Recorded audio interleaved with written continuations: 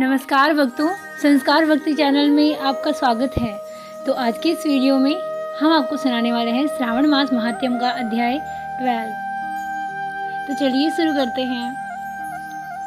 शिव बोले, हे वत्स, अब मैं तुम्हें श्रावण मास के शुक्ल पक्ष में आने वाली तृतीया तिथि को किए जाने वाले उत्तम और पवित्र स्वर्ण गौरी व्रत के बारे में बतलाता हूँ।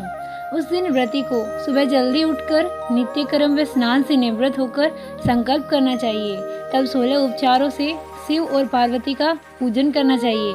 साथ ही इस प्रकार प्रार्थना भी करे, हे जगतपति, हे सुरपति, हे जगदीश्वर, मेरी अर्चना आप स्वीकार करें। भवानी महादेवी के 16 बायन पति पत्नियों को दान में देता हूँ। पहले चावल का आटा बनाए। चावल के आटे से बनाए गए 16 मीठे पकवान बांस की 16 टोकरियों में सजाकर, उनके साथ वस्त्र आदि रखकर, स्वर्ण अलंकार आदि से सजाकर, अपनी पत्नी सहित ब्राह्मणों को बुलाकर अपने सम्मुख बिठाकर बोले, मैं व्रत को पूरा करने के लिए, फल प्राप्त करने के लिए ये आपको देता हूँ।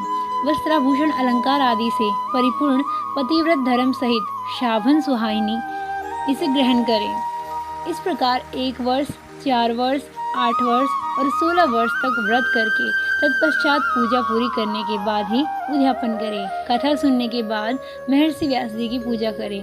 सनत कुमार ने शिव जी से पूछा, हे प्रभु, पहले ये व्रत किसने किया था? इसका महात्म्य क्या है? यह सब आप मुझे विस्तार से बतलाइए। शिव बोले, हे वत्स, यह स्वर्ण गौरी व्रत पृथ्वी के समस्त प्राणियों को धन धान्य से परिपूर्ण करके अतुल धन संपदा का स्वामी बना देता है।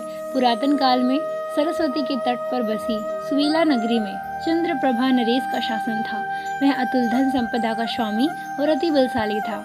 उसकी 2 अति रूपवान रानियां थीं। उनके नाम महादेवी तथा विशाला थे।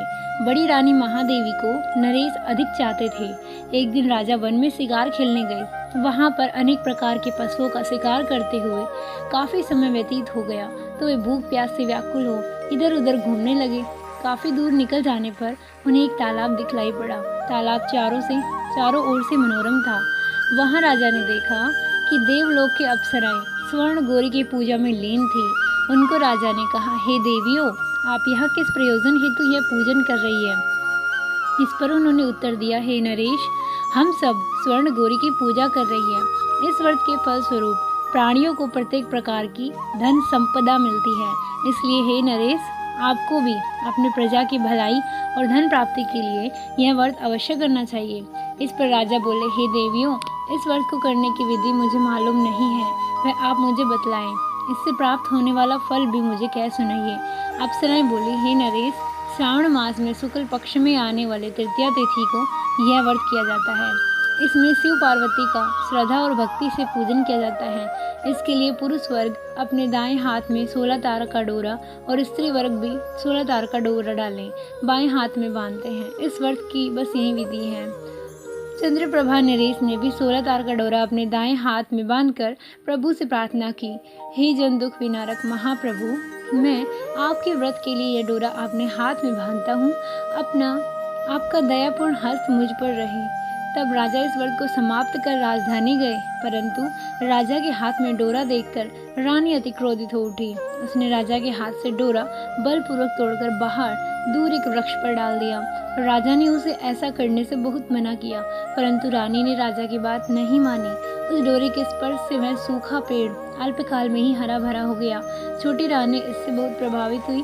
उसने पेड़ पर से वह डोरा उतार कर अपने हाथ में बांध लिया।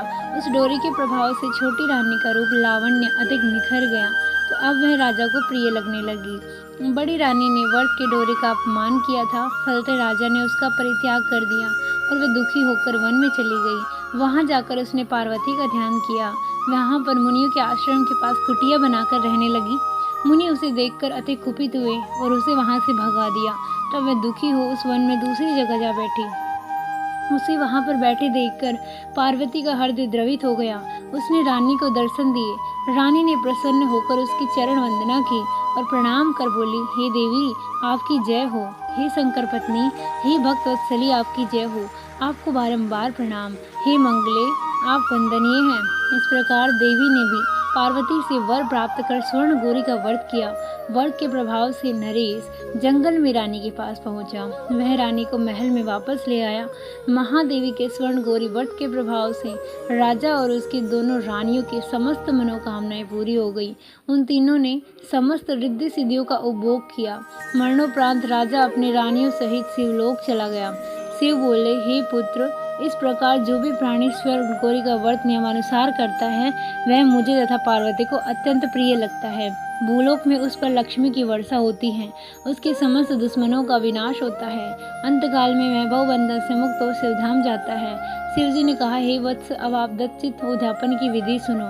शुभ तिथि, शुभ वार, चंद्र बल और ताराबल हो जाने पर मंडप में अष्टपत्र कमल पर अनाज से परिपूर्ण कलश रखकर उस पर तांबे का पात्र जो 16 पल का हो उसे रखें। उस पर भी एक बड़ा पात्र रखें जो तिल से परिपूर्ण हो।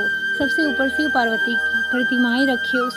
उसके साथ 2 सफ़ेद वस्त्र और यज्ञोपवीत भी रखें। विधि के अनुसार वेद मंत्रों से पूजा करें और रात्रि जागरण भी करें। दूसरे दिन ग्रह होम और आधान होम करें।